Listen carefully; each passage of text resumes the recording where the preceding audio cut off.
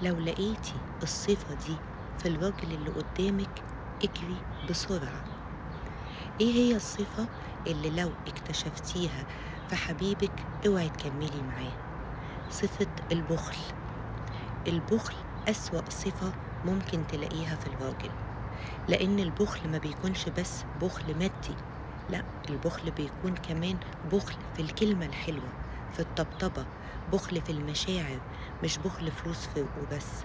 لو فوتي بخل الفلوس علشان خاطر ان انتي بتحبيه وهتقولي مش فارق معايا ان هو يجيب لي، مش فارق معايا ان هو يعزمني، مش فارق معايا انه يجيب لي هدية حلوة، كل ده اوكي هتتنازلي عنه في بداية العلاقة، لكن بعد كده لما تكملي مع الشخص البخيل هتلاقيه بخيل في كل حاجة، وساعتها هتتوجعي قوي قوي من بخله في المشاعر معاكي.